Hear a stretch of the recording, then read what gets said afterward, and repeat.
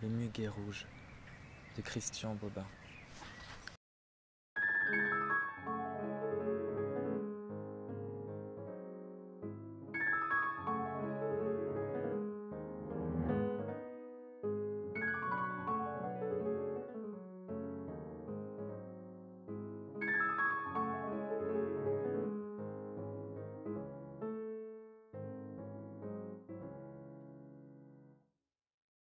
Lecture de Camille Calcagno. Mon père mort me montre 2 brins de muguet rouge. Il me dit qu'un jeune homme là-bas, dans une montagne du Jura, a inventé ce muguet et envisage de le répandre sur le monde. Il m'invite à aller le voir. L'homme tient une auberge au bord d'un lac. J'y mange une omelette, bois un vin de paille. Quand je lui parle des fleurs, mon hôte me conduit au-dessus d'un pré en pente.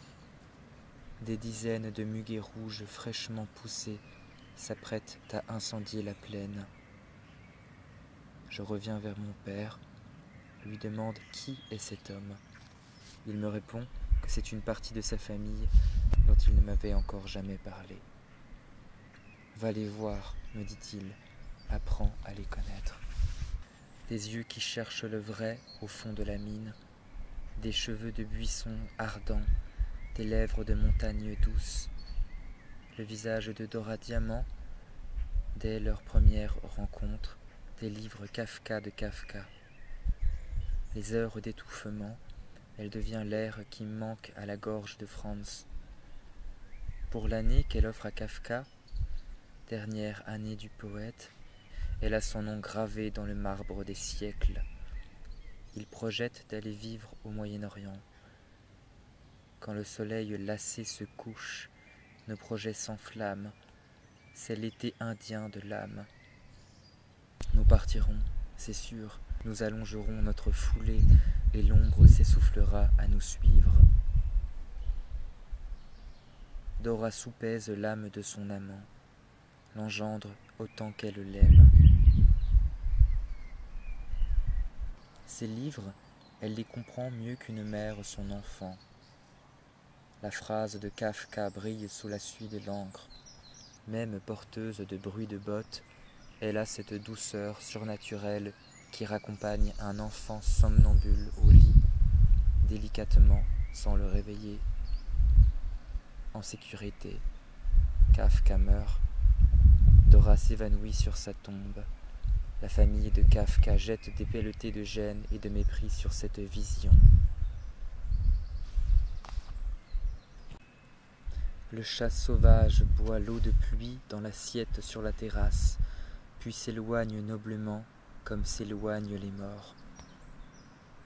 Dora, tu mourras 2 fois, une première fois de ma mort, une seconde fois, plus lente que le poison, 30 ans, de l'ignorance qu'ils ont de moi. Ils publieront mes cahiers. Mes yeux qui sont d'un enfant étonné par leur coutumière torture, mon nez rapide comme une signature de l'âme, mes lèvres qui dérivent embarquent sur le temps, ils en feront une Joconde, une de ces horreurs de beauté qu'ils appellent des icônes. Toi seul auras lu les œuvres complètes de mon cœur. C'était le plus gai des compagnons, diras-tu. Personne ne te croira. Sur la tombe de Dora Diamant à Londres, un brin de muguet rouge et ces mots. Seul qui connaît Dora sait ce qu'aimer veut dire. Je suis un taureau avec dans son mufle l'anneau du poème. Dans la nuit sentimentale, les assassins arrivent. Compressés par dizaines dans les camions à étages qui traversent l'Europe, assommés par les gants de boxe du soleil, les veaux aux gros yeux prunes suent la sueur du Golgotha. Leurs sabots glissent sur les traverses souillées d'excréments. Ils souffrent avec tant d'innocence que l'esclave conducteur, arrivé aux abattoirs, déverrouillant les portes arrière du camion, déverse dans l'air des dizaines de seins morts avant leur mort. La moderne mise à mort fait l'économie du bourreau. La victime tient tous les rôles. Le Titanic menait au diable sa première fournée de crédules. Un homme hanté se multiplie. Il porte à son poignet un carré plus noir que la nuit où s'épandut Nerval. Quelques pas dans la campagne. Les volets clos des petites maisons parfaites nous jugent. Leur hortensia au ventre bleu rose de femme enceinte nous acquitte. Le cheval s'approche pour recevoir notre bonjour en feignant l'indifférence. Il a une robe d'un blanc lumineusement sale, épaissie par endroits de cordelettes de poils humides. Aucune robe de mariée n'a jamais donné autant de joie à ses témoins. Ses yeux de lac de montagne regardent Dieu par-dessus nos épaules. Terrible amitié des écrans qui ne dorment jamais. Plus d'âmes que des clients. Elles viennent à 3 un dimanche, montent en riant l'escalier plein d'échos, s'arrêtent devant la porte comme la garde du ciel. Caïssa, alors l'une, Ostende, 3 fois le printemps assis dans 2 fauteuils d'osier et un de cuir. Celle à ma droite a des yeux qui se cachent derrière un buisson, s'écarquille crânement au premier mot. Une autre porte un prénom choisi par son père en mémoire d'une chanson mélancolique contre laquelle elle lutte avec panache. Sur la tête, elle a un feutre brun avec un deuxième visage dessiné dessus, souriant. La troisième, d'une retenue vibrante et lumineuse, a le cœur qui s'ouvre en amande à la conversation. Elle parle de musique royalement pauvre et de miroirs suspendus aux arbres. Elle nous donne des noms, des adresses, nous révèle l'existence d'un peuple éparpillé de jeunes âmes par grâce inconnue. Réinvente la joie sur terre. Dans la bibliothèque, après lui avoir parlé de cet écrivain devenu une légende chez les moineaux, les ronces et les nuages, plus énigmatiques que Lao Tse sur son buffle, je montre à Ostende une photo du vieux d'hôtel avec son chapeau effondré et son œil crevé. Sa jeunesse éblouie pousse un cri d'admiration. Du temps passe.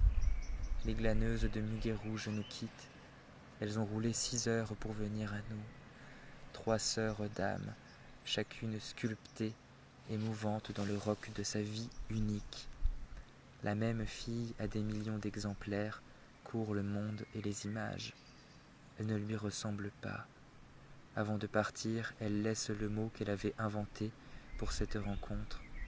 Elle descend de l'escalier en chantonnant. Ces filles du feu ont de la route à faire. Je ferme la porte, je me retourne, je vois sur la table le poème qu'elles nous ont laissé, ordre de mobilisation de la jeunesse. Un ami, c'est quelqu'un à qui on fait le cadeau de l'étonner. Il suffit pour éclairer la vie entière de la braise d'une cigarette dans la nuit des rues où 2 amoureux se raccompagnent l'un l'autre jusqu'au petit matin, triomphe du muguet rouge. Les manouches roulent vitre ouverte, d'un malheur l'autre. Entre les deux, il y a la route et le ruban de cette musique si joyeuse qu'elle rend Dieu innocent de ses fautes. Il y a 88 ans, des milliers de jeunes suivent son chemin de violonneux. Le monde s'effondre comme une roche carriée se détache d'une falaise et mon cœur flétrit du même tissu que les chemises de Stéphane Grappelli. Il les a décrochées en courant à travers une forêt d'érables en feu.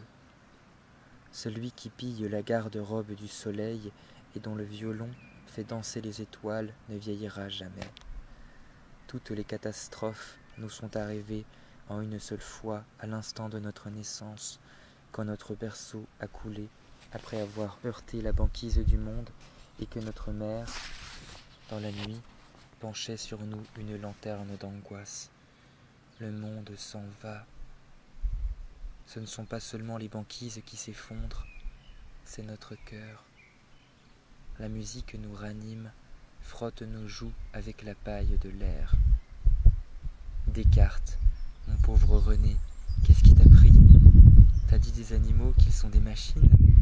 Mais les 3 secondes où le chat, après manger, se lèche les babines, c'est D'Artagnan qui s'essuie les moustaches après un festin.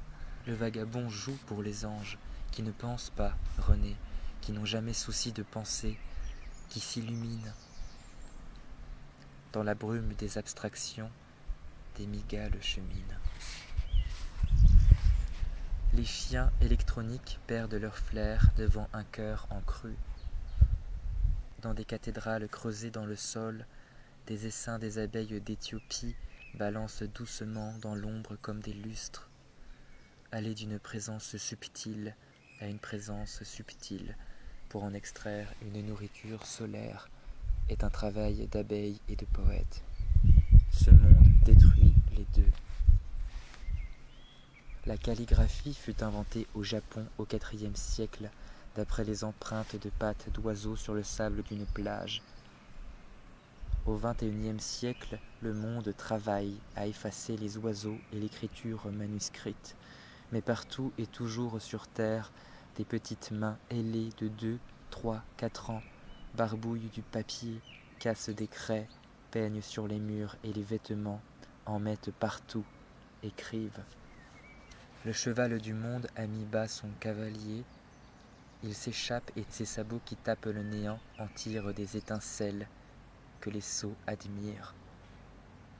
La Jeanne d'Arc de l'anti-machine apparaît avant que la nuit noire des chiffres retombe sur le monde.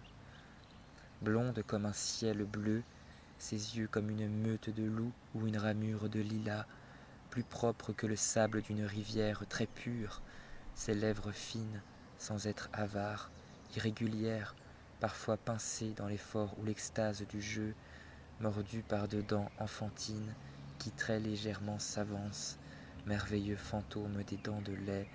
Ce visage fait des visages réunis de l'enfance, de l'adolescence et de la femme éclose, charmante sans y penser, plus fou que les blés sous le vent, l'amant brutal et sans reddition de la vie, le visage de Jacqueline Dupré.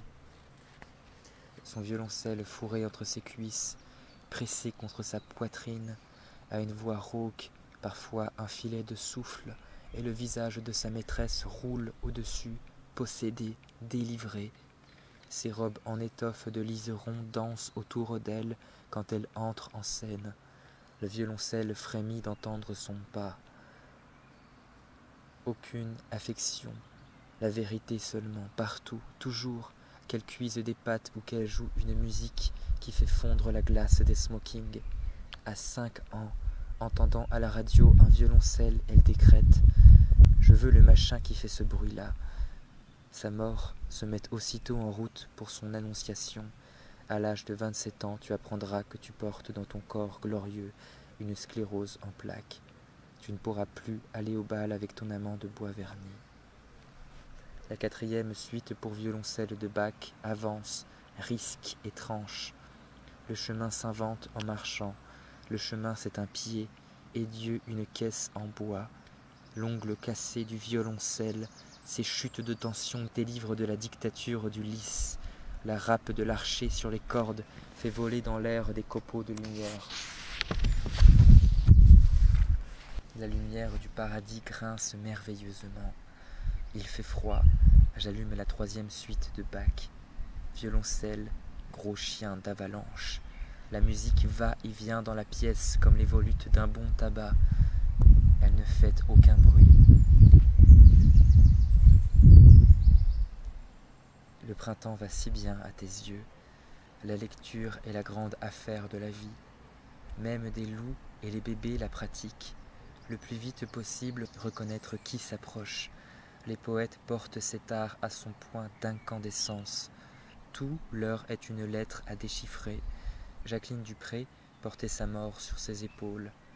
À 8 ans, elle joue avec sa poupée, s'interrompt, dit à sa sœur « À 27 ans, j'aurai une maladie, je ne pourrai plus bouger. » Puis elle reprend son jeu. Le balai du progrès est passé sur le langage. Dieu pèse moins qu'une miette de pain. On l'a jeté aux oiseaux du jardin, puis on a terrifié le jardin, lapidé les oiseaux. Au bord de la route, exaltée par une pluie d'été, m'apparaît la suite des trembles. Leurs feuilles palpitent comme des flammes, images de l'écriture. Une clarté du muguet rouge qui court sans s'attarder par-dessus chaque mot. J'ai pensé à ton visage dans la nuit du monde. La poésie est don de lire la vie, est poétique toute concentration soudaine du regard sur un seul détail que provoque notre désir enfantin de ne jamais mourir. Sans arrêt, passer dans les chambres de papier, que personne ne dorme, que même les virgules et les points restent éveillés jusqu'à la fin du monde. Ce livre Rabelais comme une taupe en cuir engourdisse sur la table, né bien avant la Révolution, l'imitation de Jésus-Christ, traduit par Corneille. J'ouvre au hasard, la vie est un torrent d'éternelle disgrâce. La poésie seule dit le pire, comme on doit le dire, avec un ton enlevé, soulevé. Il est 8 heures du matin, et j'entre ravi dans le torrent d'éternelle disgrâce. Éclairer une seconde, c'est éclairer pour toujours. La momie dans le scanner éclate de rire. Le métro transporte sa cargaison de visages gris. Une jeune femme entre dans le wagon avec son bébé endormi dans la poussette. Le sommeil du nourrisson engendre un soleil de plusieurs mètres de diamètre. De la lumière monte d'un livre lu par mon voisin. Je lui demande ce qu'il lit. Plutarque. Je comprends mieux mon étonnement. La lumière venait du 1er siècle. Nous avons broyé les jambes de l'Éternel. Il ne peut plus faire un pas vers nous. Au grenier, un livre sorti d'une caisse vient à ma rencontre.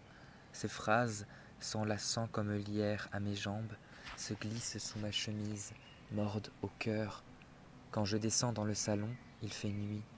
Je viens de passer 25 ans prisonnier en Angleterre avec Charles d'Orléans. Nous étions des rois, des fleurs tombées sur nos épaules, des diamants.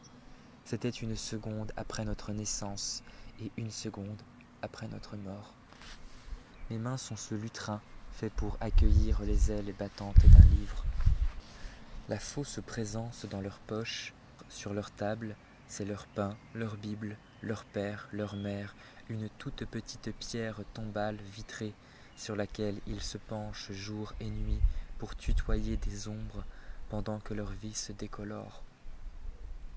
La modernité est le crime parfait, même le mort ne s'aperçoit pas qu'il est mort. Le chêne s'arrête devant moi, essoufflé. À cet instant, je quitte le monde. Je n'y crois plus. Les sourires vieillis en fût des gouvernants, les livres du jour avec une date de péremption, la dent en or des chanteuses. Je n'y crois plus et je regarde le chêne avancer d'1 mètre puis 2. De lui ne me viendra jamais aucun mal. Nous sommes épris de la même absence. Qu'on ne me dérange pas. Je m'entretiens avec un arbre dont la familiarité croissante me réjouit. Ses feuilles lapent l'eau dans la coquille Saint-Jacques de mon cœur. Elles couvrent le complot des jets, leur alerte claquante de bec en bois. C'est une fin de mai. Les brises s'entrecroisent, porteuses de parfums qui sont autant de sourires. Je me tiens près du chêne, il respire de toutes ses feuilles. L'écriture, moineau tombé du nid de la vie sainte, j'ai appris à lui donner la béquée.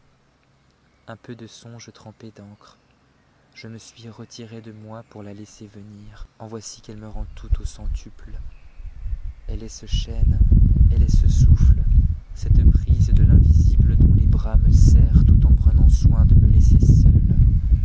Un monde où le monde n'entre pas, un quadrillage d'ailes, de rumeurs et de secrets. L'écriture s'oublie dans la fête qu'elle donne. Elle n'est plus rien, et moi, pas plus.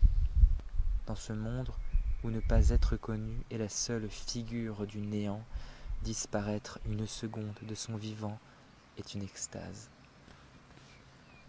la délicatesse d'un seul arbre, fût-il le dernier sur cette terre, remettra tout en place, en ordre, en vie. Mon père, dans le jardin de l'affreuse maison de long séjour, une semaine avant sa fin, avait trouvé un geai mort. Ses mains se creusaient en berceau pour l'accueillir. Ses yeux s'ouvraient à l'infini du bleu strié des petites ailes. Il venait d'enlever 2 tours à la mort.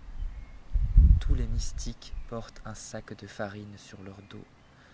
Quand on les suit, on se retrouve tout blanc. Le sac est percé. L'escalier du 17 rue de l'université est l'eau du temps changée en pierre. Poussant les volets, je reçois en plein visage le sourire de mon père disparu. Je ne suis pas plus religieux que le muguet sauvage, pas moi non plus. Les vaches ruminent un poème. Mon cœur, comme une boule de bowling, file dans le couloir mouillé de leurs yeux. Les trains anciens mènent au ciel leurs endormis. Mon corps s'enfonce dans la meule de l'Auvergne. Clermont-Ferrand, tes volcans ont troqué leurs tabliers de forgerons contre les bonnets boisés de nourrices dépoitraillées qui donnent à tes habitants un lait noir de silence.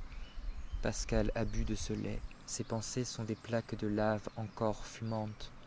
Les hommes sont des sangliers qui cherchent une pensée enfouie. Les femmes un morceau de ciel. Elles cherchent un lac, un étang, la prunelle des yeux où, se reflétant, elles se reconnaîtront.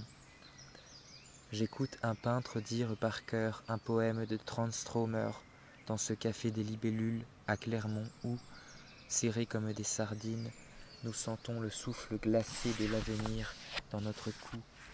Tranströmer s'occupait d'adolescents en difficulté. Adolescents et hirondelles sont des sources de pur chagrin. Matin d'été, mon cerveau au réveil, lent comme une méduse. Les lettres de mon prénom, lavées une à une dans la rivière de la nuit, se réassemblent. Une pluie fait sa dictée sur les toits orangés. Athlétique maître du monde, maladivement sain, je n'ai que la jolie pluie d'un dimanche à vous opposer, mais je crois que cela suffira. Je suis une de ces marches qui permettent aux puissants d'entrer dans la résidence du Premier ministre. J'entends le souffle de ceux qui appuient sur moi la semelle de leur impatience. Ils bondissent vers la mangeoire. Mes vertèbres pèsent leur orgueil au gramme près. En face de moi, un micro, piqué dans le gravier comme un roseau stérile. Les hommes de pouvoir ont des têtes de lion en pierre. De leur bouche, aucune eau ne coule. Ces fontaines sont mortes. À bas le ciel, vive la mort, vive l'enfer, cri entendu en 1789. Dieu en chemise blanche bouffante, le col coupé au ciseau par le bourreau. La Révolution française n'a pas de porte que des fenêtres. Nous regardons ses habitants, ils nous regardent. Nous sommes eux, ils sont nous. Une innocence lave à grande eau le parquet rougi de l'univers. La nuit, mes sœurs et moi, quand personne ne nous voit, pas même le gardien du ministère, nous nous déplions comme des soufflets d'un accordéon pour respirer et laisser les étoiles venir à nous, parler un peu, parler vraiment.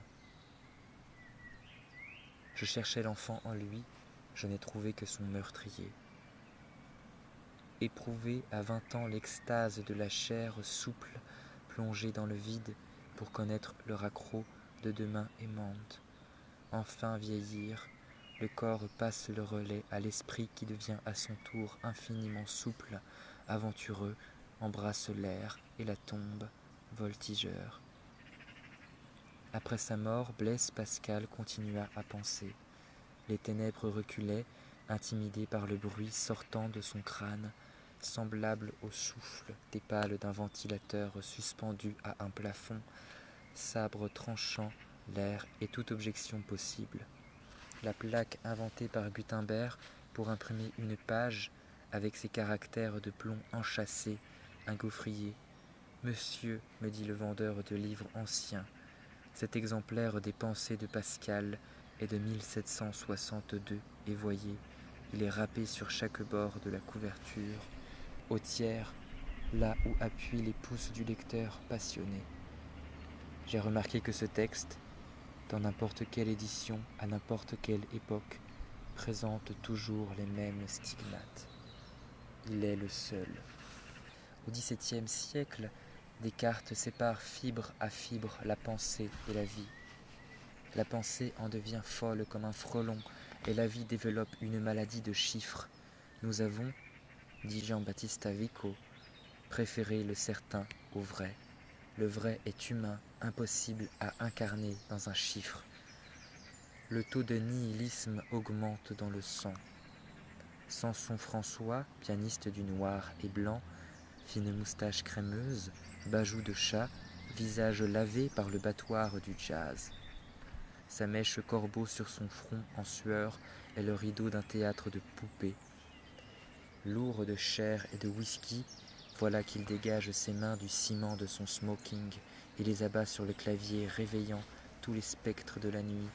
Ses amis, Ravel, Mondin qui rentre seul le soir dans sa maison, boîte d'allumettes. Debussy, enfant barbu qui lance des horloges dans un étang et compte les cercles sur l'eau. Si l'âme a un chien à ses pieds, lourd animal veillant sur le repos de sa maîtresse, sursautant au moindre bruit du silence, alors Samson François est ce fidèle gardien. Je vais souvent chercher mes lunettes dans les siècles passés. Cette fois, j'ai dû les oublier dans la steppe du côté de Kazan, au bord de la Volga, où j'écoutais de vieilles berceuses tchouvaches. Les lunettes rondes en plastique doré, oubliées sur la table de chêne, ont soudain porté témoignage devant l'Éternel pour la montagne de lunettes dans la vitrine d'Auschwitz. Économiste, bouilleur de chiffres, je connais toute de votre pensée par la seule vision d'un grand chêne de la forêt abattu par l'argent, statue de l'île de Pâques gisant dans la boue sans sépulture. Dans le train de nuit, ce voyageur courbé sur une petite machine, des fantômes phosphorescents en sorte qui s'agrippent à lui comme dans le bardo Taudol des Tibétains, ces jours après la mort où le défunt est en proie aux ténèbres de son esprit. Il a maintenant juste assez d'énergie pour éteindre et céder, coup cassé, à un sommeil qui l'enfonce dans le centre de la terre où son diamant est diable. La vie me dit: tu veux recevoir des fleurs de tout le monde sauf de cette personne, eh bien je t'envoie des fleurs de cette personne. Qu'est-ce que tu dis? Je réponds: c'est merveilleux. La vie, là, tu m'épates. Même l'enseigne du magasin funéraire vieillit. Ça fait plaisir, comme voir des rides au visage de la mort. Recevoir sur la main une goutte de pluie, une seule, et par ce contact converser avec tous les morts des siècles passés. Chacun va vers la place de Grève, qui en Rolls-Royce, qui a Dodane. Chacun est le génie de sa propre ruine. Il jette à la bête la viande d'un mot ou deux en lui criant « Cherche, cherche !» En un millième de seconde, elle leur ramène un gibier fantôme.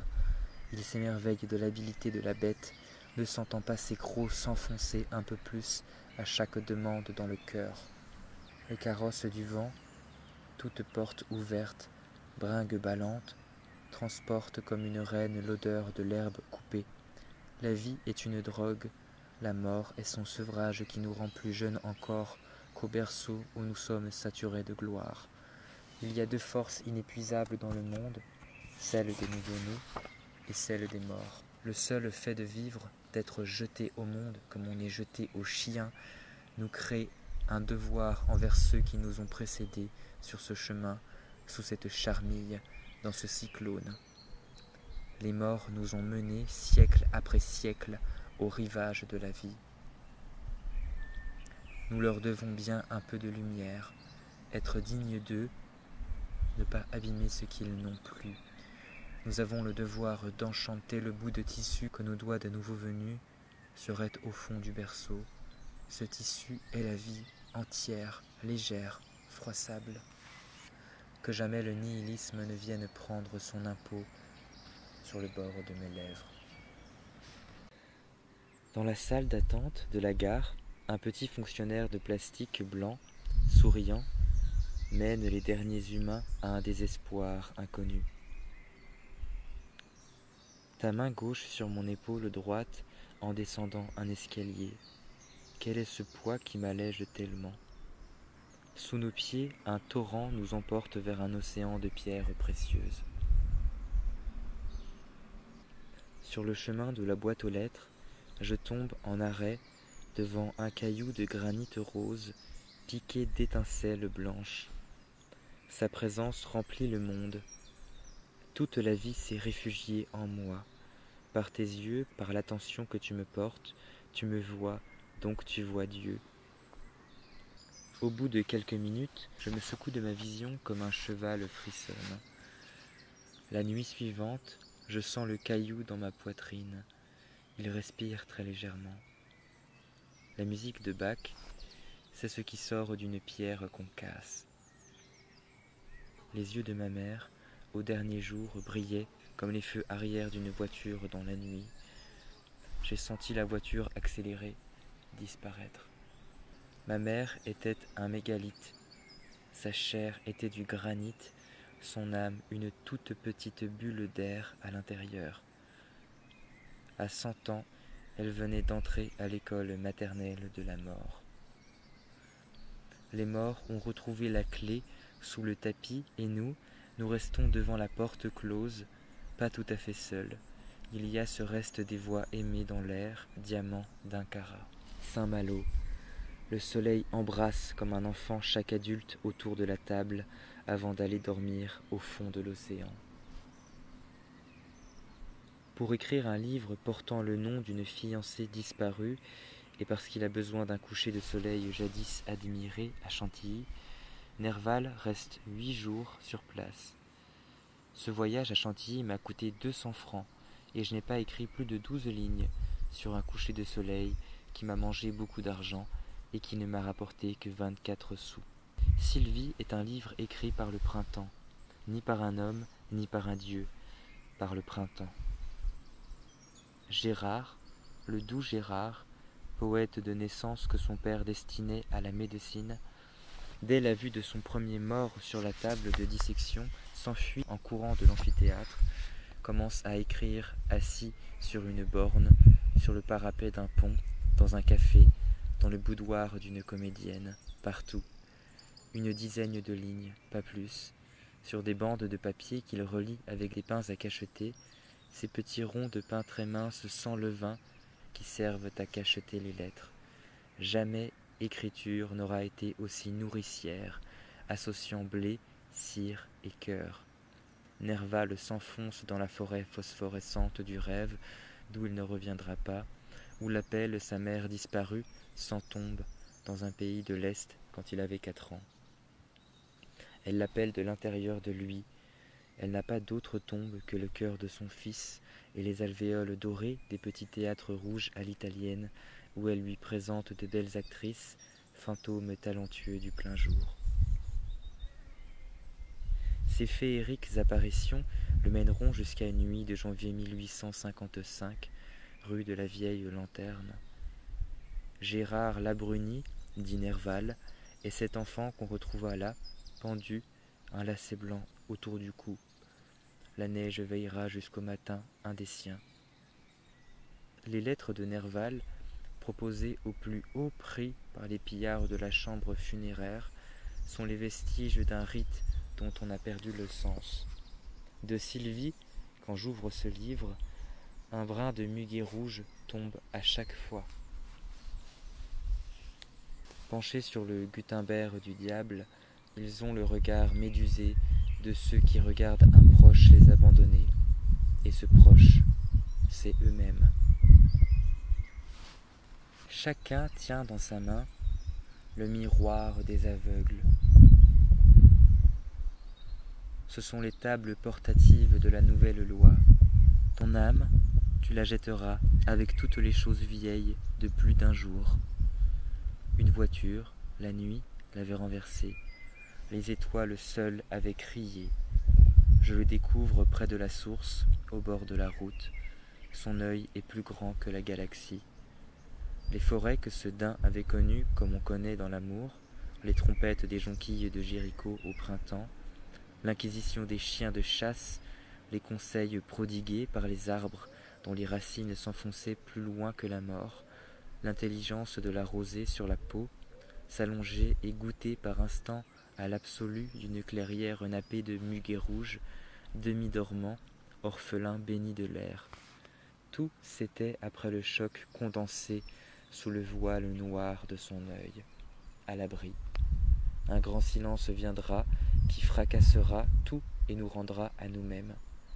Je voudrais être enterré dans une bouteille de whisky pour y maturer et qu'on y ajoute une queue de lézard pour donner du goût. Le caillou et moi, sur ce quai de gare, nous nous sommes mesurés du regard. 2, 3 secondes à fixer ce minuscule éclat de pierre.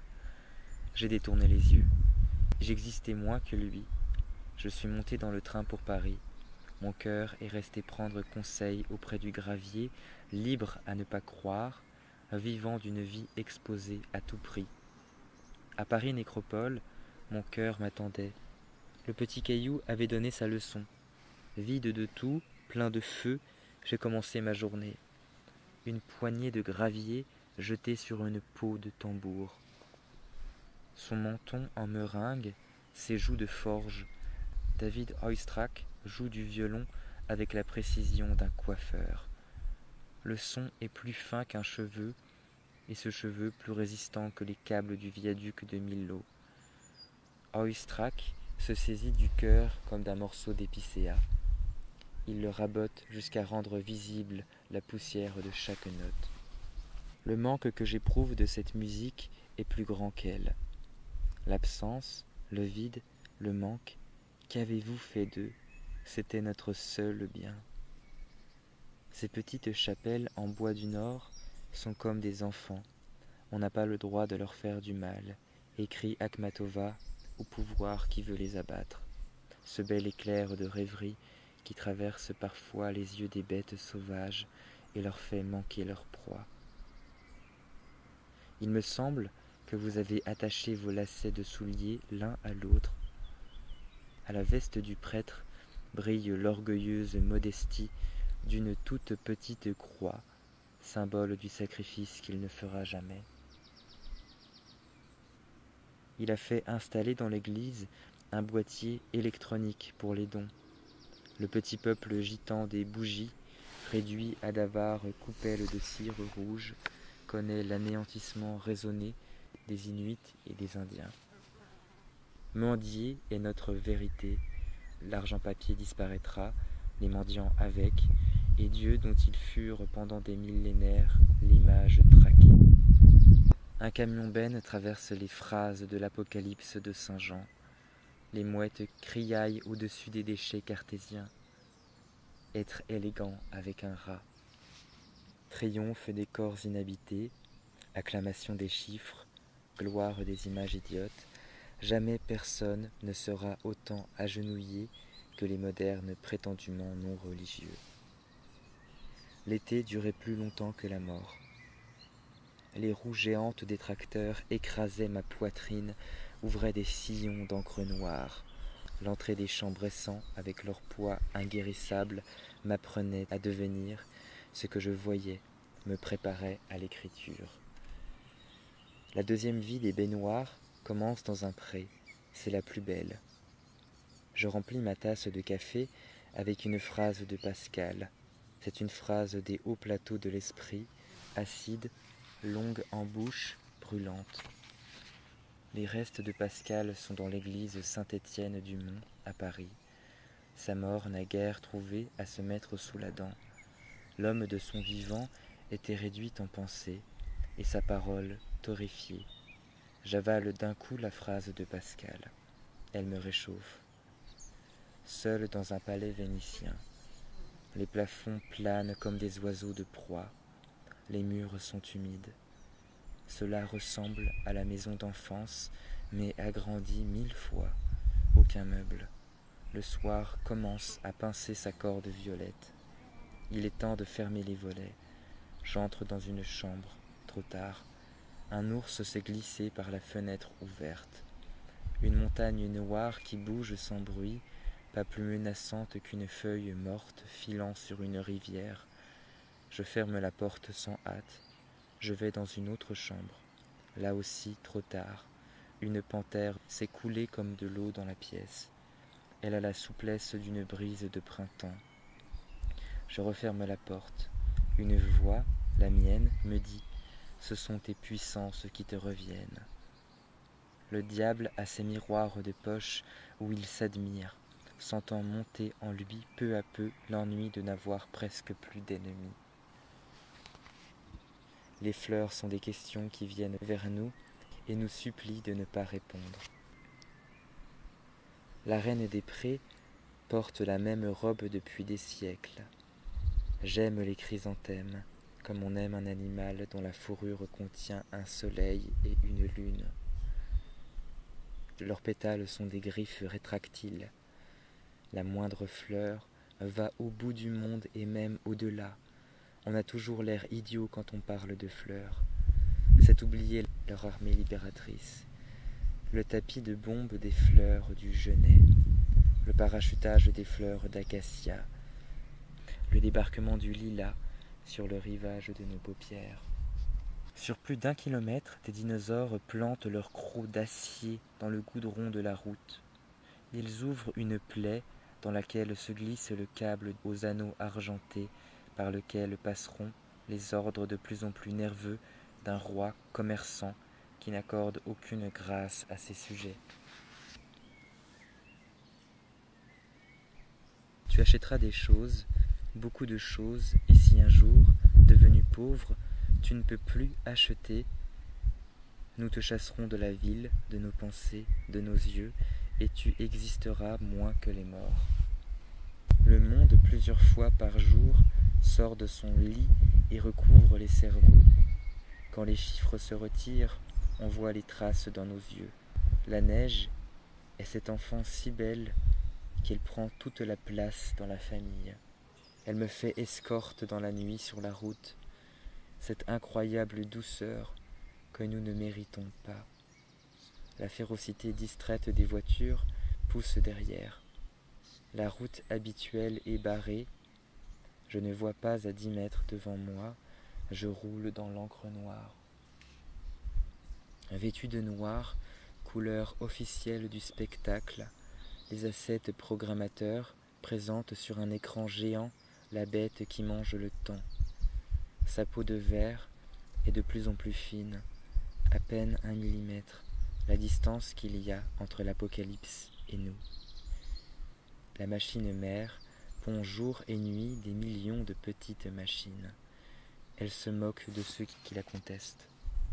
Opinions et discours sont des fientes chaudes sur la paille électronique. De plus en plus de gens meurent de chagrin sans que nul ne s'en aperçoive, pas même eux. Je n'ai jamais rien su faire dans le monde que m'asseoir sur les marches d'un poème et mendier. Tourterelle, debout à ma fenêtre, j'étais si lasse d'avoir encore tant de jours à vivre que je suis mort pour devenir vous. Un nouvel homme arrive à qui on a volé son cœur. Il lève la tête, il ne voit plus de ciel au-dessus, il est né dans l'avenir. Un monde enténébré par ses lumières. Les infernaux vident leurs poubelles dans la Voie lactée. Ils prétendent réparer la vie avec les outils qui l'ont détruite. Ils courent pour fuir la tempête que leur course engendre. Me voilà devant une cour d'usine, seule. C'est la nuit. À ma gauche, à ma droite et devant moi, des murs de fer ondulés, noirs. Ils montent jusqu'au ciel. J'avance.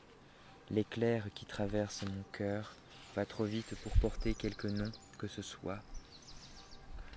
Père, je garde en héritage ton visage baigné par les ondes d'un sourire, jusque dans cette apothéose du mal, le pillage de ton cerveau, toi seul face à l'éternel, dans cette maison des morts, et derrière le méchant verre brouillé de tes lunettes, les aurores boréales de tes yeux. Je n'ai jamais connu plus grande énigme que ton sourire à l'heure où ton nom n'était plus qu'une étiquette cousue sur tes vêtements que les gens du nettoyage mélangeaient à d'autres, perdait. Ce sourire est dans ma poche. Je peux le donner sans le perdre. Il y a une sainteté noire de la technologie, une volonté de rendre possible l'impossible. Malheur à qui voit venir à lui la forme de ses rêves. J'ouvre le livre d'Akhmatova. 4 vers, 4 poutres métalliques transportées par des bagnards en Sibérie, abandonnées depuis des siècles dans la neige de la page. Leur éclat raye mes yeux. Il faudra des milliers d'années pour que les déchets d'uranium ne soient plus mortels. Il faudra beaucoup plus avant qu'un poème cesse d'irradier par son silence un lecteur de hasard. Le nageur nage encore, mais la plage est morte. Réveillez-les, ils vous tueront. Une joie éclate dans ton cœur, monte à tes yeux comme une reine sur ses remparts. Sainte odeur du pain grillé, camaraderie du thé noir, la vie n'est qu'un bivouac. Tu me parles, ton bras gauche allongé sur le dossier du banc, et soudain, je ne vois plus que ta main oubliée de toi. Elle prend le pouls du bois contre lequel elle s'appuie. Le thé a une saveur de brique et l'éclat d'un sable noir. Tes paroles chavirent comme une grappe d'étourneaux. Le monde a disparu. Ne reste que ta main gauche légèrement bombée comme l'aile d'un cygne glissant sur le temps. Si je devais te peindre, pour te faire traverser par un portrait, une joie éclate dans ton cœur, monte à tes yeux comme une reine sur ses remparts. Sainte odeur du pain grillé, camaraderie du thé noir, la vie n'est qu'un bivouac. Tu me parles, ton bras gauche allongé sur le dossier du banc, et soudain, je ne vois plus que ta main oubliée de toi. Elle prend le pouls du bois contre lequel elle s'appuie. Le thé a une saveur de brique et l'éclat d'un sable noir. Tes paroles chavirent comme une grappe d'étourneaux. Le monde a disparu. Ne reste que ta main gauche légèrement bombée comme l'aile d'un cygne glissant sur le temps.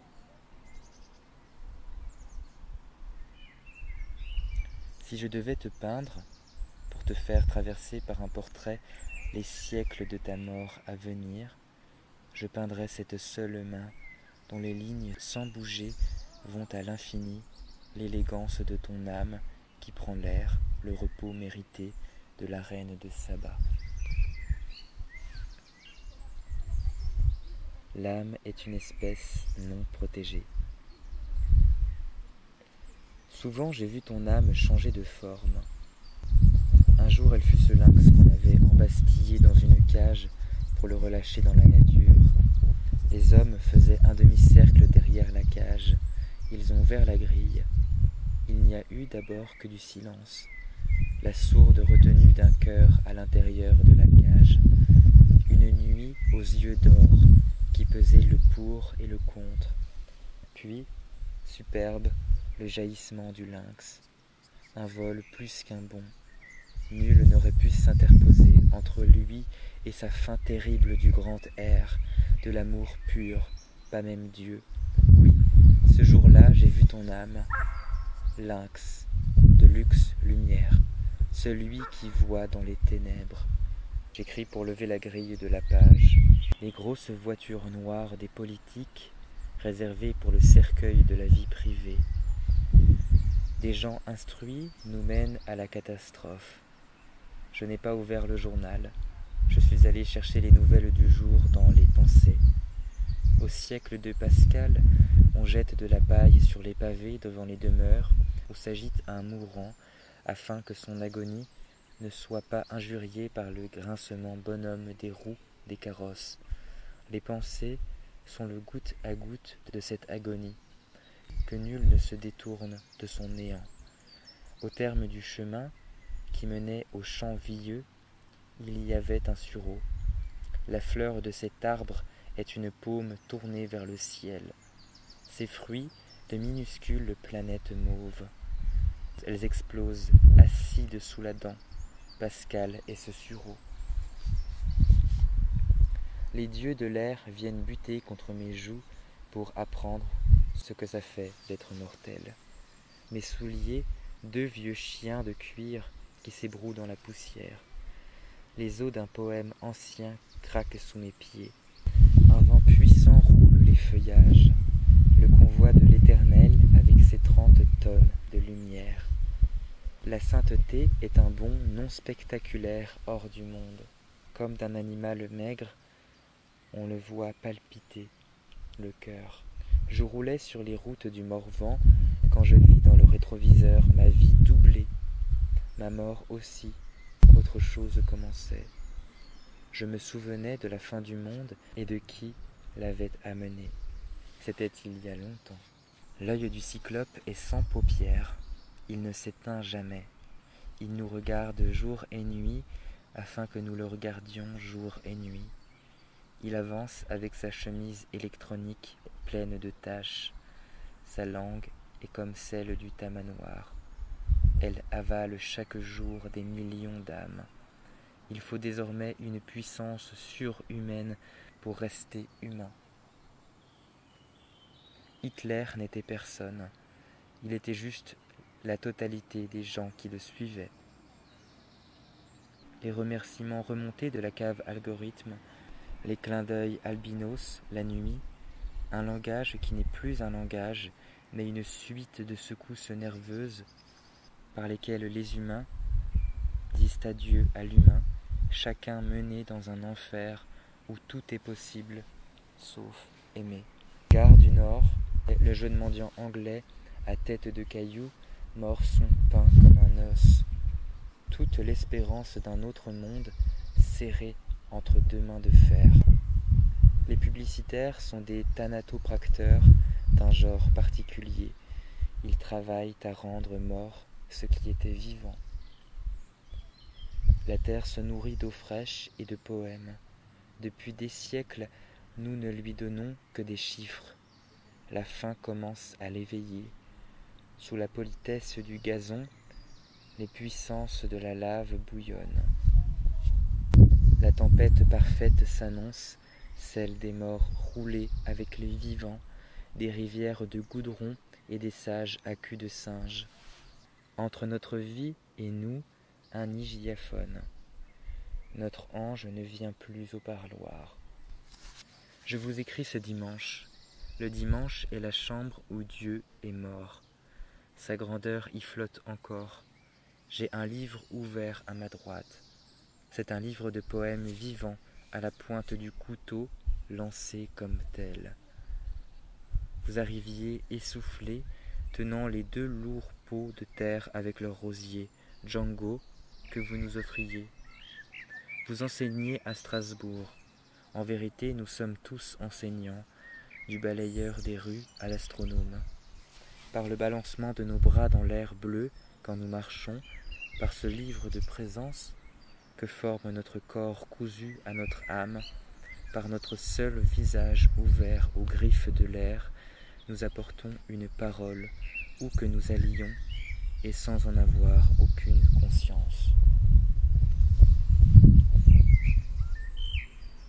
À l'instant où je me penche à la fenêtre de cette chambre d'hôtel, sous les toits, face à la cathédrale de Strasbourg et à ses aiguillettes vieux roses qui se haussent du col, je vois une souris courir dans la gouttière.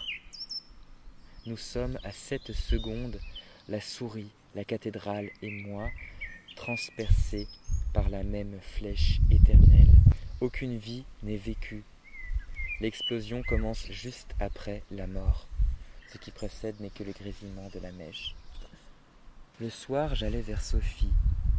Là-bas, je fus saisi d'une indicible joie, des instants d'enthousiasme jaillissant comme des éclairs.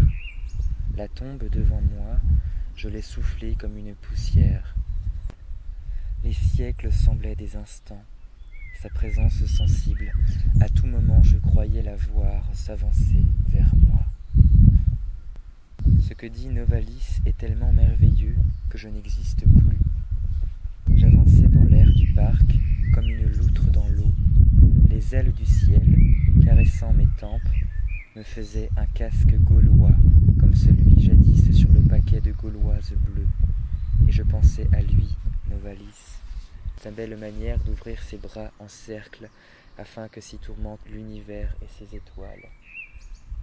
Il va, avec les ressources inépuisables de la pensée heureuse, plus loin que les astronautes dans le néant des astres ou les abeilles dans la fournaise des fleurs.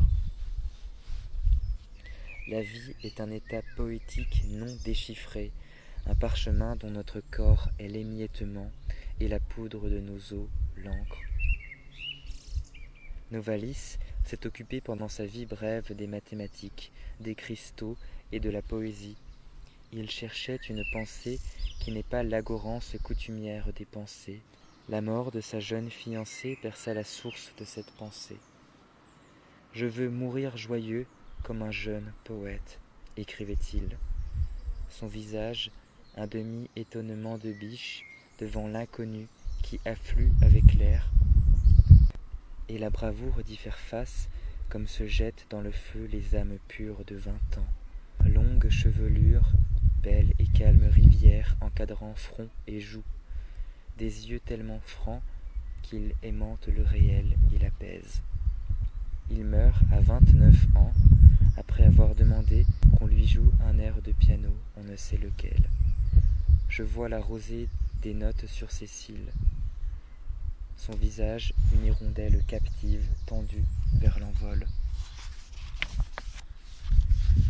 La fin soudaine de Sophie l'a jeté sur le rivage de l'Éternel, d'où il nous fait signe d'un geste discret de la main. Son écriture, les clochettes du vide au cœur d'un cristal, une pointe de rose évanouie, le grain de sel, du bleu d'un âge d'or à venir. Tu ne cherches pas la forme d'un livre, mais la forme d'une âme, et c'est pourquoi tes livres ne reposent dans aucune formule. Cette absence de repos, pollen qui font la route, est le repos absolu. Un roman inachevé, une lettre d'amour à la nuit, et surtout tes fragments, l'oreiller crevé de l'infini et ce duvet qui vole, entre et tournoie dans la chambre de lecture. Tu rassembles dans la cour du langage tous les enfants de l'âme. À peine un petit troupeau se serre dans un fragment que le bruit de la page tournée le fait s'éparpiller. Tout est à refaire. Il y a dans la vie quelque chose qui ressemble à tes livres. Un discontinu, un décousu de l'air. L'absolu s'attrape en passant. Tu n'as pas écrit tes livres. Tu as laissé la vie, même pas tienne, les écrire, assembler soleil et lune dans la corbeille de tes bras. Nous sommes près de nous éveiller lorsque nous rêvons que nous rêvons. La vie est une couronne trop lourde pour nous. On ne peut la mettre sur notre tête, seulement la tenir entre nos mains quelques années. Je sais pourquoi tu écris, pour sauver une flamme du feu. La feuille du mûrier trouée comme après une mise au poteau, suivie d'une fusillade. Déchiquetée, rouge de larmes, partant en feu, décidant que vieillir était donner à sa chair esprit l'élan de la dernière flamme, celle qu'on n'oubliera pas. Je suis une lampe dans une cuisine de la Serre, petit village de l'Ariège. Je brûle la nuit au carreau, la nuit du temps et celle du monde qui voudrait m'empêcher d'éclairer mon maître, Alexandre Grothendieck, génie des mathématiques, en rupture de tout milieu, fou et doué de l'indomptable santé de l'enfance. De 10 heures du soir à 7 heures du matin, sur la table ronde de la petite cuisine, il écrit des milliers de pages. Sur la vie, sur les chiffres qui sont un bracelet angélique trituré par les militaires et tous les sinistres domestiques de la communication, des satellites et autres étoiles mornes et malfamées. Il écrit sous ma chaleur, ma confiance lumineuse. Depuis 20 ans, il ne voit personne. que les plantes et les herbes folles, ses amis. Sa maison est cernée de muguets rouges, muraille contre le monde et toutes les conventions infranchissables d'être légères. Il parle de l'âme et du cœur. Les âmes travaillent la nuit comme le bois des poutres anciennes. Des milliers de pages, récoltes et semailles, tombent sur son crâne. Une œuvre qui, partant du bouton de rose d'une seule sensation serrée comme un caillou, se déplie, se déploie plus loin que l'infini des chiffres. Le cœur de chacun contient tout l'univers depuis ses débuts, plus un chant d'oiseau qui a résonné avant qu'il y ait un espace et un temps. Un chant qui a brillé dans le rien, qui a décidé ce rien à sortir de ses habitudes, de son confort métaphysique d'être néant. Un chant qui, en faisant vibrer les cordes du rien, a tout engendré. Le noir, le semis des étoiles, les chardons, les comètes, la terre et ses hommes, la petite maison pauvre dans l'Ariège, au village de la Serre, moi-même, pauvre lampe chargée, car tout ce qui existe a une mission, doit la trouver puis l'accomplir. D'éclairer un génie des mathématiques jusqu'à sa mort en guerre avec la technologie et ses deux alliés, le mépris et l'indifférence. À 7 heures, chaque matin, le génie m'éteint. Il va dormir. J'entends ses pas dans la chambre. Il m'a acheté dans une grande surface. J'étais quelconque. Par lui, par sa demande de lumière, je suis devenue reine. Je ne sais pas ce qui peut sauver le monde. Je le vois et c'est mieux que savoir. Cet homme âgé, l'enfant qui en lui se confie au papier, bâtit une cathédrale intérieure pour tous et chacun. Ce savant abritait en lui depuis toujours un poète. Enfant, il cherchait comment calculer le volume des nuages. Tout est perdu et rien ne l'est. Avec un peu d'effort, d'amour et d'attention, on pourra réentendre le chant premier de l'oiseau des débuts, le Dieu d'avant les dieux. Je suis fatigué, je vais dormir à mon tour. Je me réveillerai à 10 heures du soir pour lui. Ce qu'il fait est sans prétention, comme la neige. Des milliers de pages, des milliards de flocons. Si un enfant, quand il colorie un dessin, s'applique à ne pas dépasser le trait, par la force de cette seule attention, même inaperçue, tout est sauvé. Bonne nuit, Alexandre Grothendieck. Je continuerai jusqu'en novembre 2014 d'éclairer votre main, la droite, l'esclave qui écrit, le papier, et aussi coller au mur devant vous l'image du masque mortuaire de votre mère et un portrait de votre père mort à Auschwitz. J'aime vous voir régulièrement copier sur une suite de feuilles les noms de tous les compagnons de votre père qui s'étaient enfermés avec lui dans le wagon plombé. L'écriture et résurrection et l'oiseau, dans la cage rouge aux barreaux d'os, chantent. 2 semaines avant sa mort, j'emmène mon frère pour un examen dans le plus grand hôpital de Dijon. Nous attendons assis dans le hall. Il y a des lumières partout, sauf dans les yeux des gens. Je lui dis, c'est incroyable toute cette population qui entre, qui sort, qui souffre. Il me répond, oui, mais au moins ils sont vivants. Puis au retour, après son examen, il demande, on fait quoi maintenant? Des funérailles nationales? Tout homme est un poète qui meurt à l'hôpital de la Conception, à Marseille. Me voici dans une église pour l'enterrement de mon frère. L'église est remplie. Je suis seul assis sur un banc, long et clair, comme une plage vide.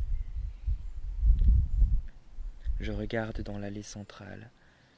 Je m'étonne de voir 2 prie-dieux qui la bloquent à mi-chemin et empêchent les participants d'avancer. J'entends du bruit. C'est le cercueil qu'on amène, tout près de l'endroit où je suis. Le prêtre s'avance, il a une sale tête. C'est la tête du savoir, la tête du dominant.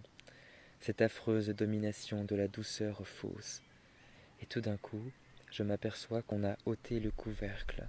Je vois les jambes et le torse du mort, mais pas son visage. Il est couvert d'un linge. La sinistre cérémonie peut commencer, quand quelqu'un se penche par-dessus le cercueil et parle aux morts, qui soudain répond tout en gardant les yeux fermés. Mais ce sont désormais les yeux d'un dormeur et plus d'un mort. Puis je m'aperçois que mon père a pris dans le cercueil la place de mon frère mort.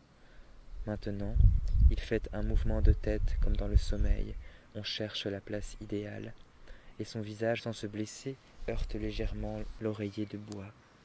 Un filet de parole sort de la bouche du mort. C'est la parole merveilleusement banale de la vie. Le prêtre a filé comme un rat. Il n'y a plus de cérémonie. Je m'exclame. Il est vivant. Nous n'avons rien à faire ici. Il faut juste le nourrir, lui donner à boire, le réconforter, et tout ira bien. À cet instant, l'église se vide. Les derniers à la quitter sont un groupe de jeunes gens, des trentenaires. Tous ont à peu près le même visage, à la fois singulier et universel. Ils ont 30 ans comme moi j'ai eu 30 ans. Ils sont batailleurs comme on est à 30 ans. Impossible de leur attribuer une identité autre que celle de la victoire et de la gaieté muette. On dirait la petite troupe d'anges qui monte et descend d'un rayon de lumière dans certains tableaux anciens. Leur vérité est incontestable. Il s'agit bien de jeunes gens de cette terre de France, mais contemporains. Ce qui fait l'identité de chacun, c'est la certitude de la victoire, comme si j'avais devant moi une confrérie d'amitié du muguet rouge.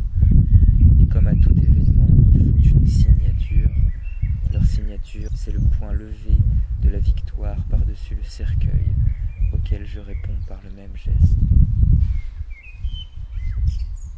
Un petit manège tourne, allumé dans la nuit, comme un chagrin merveilleux.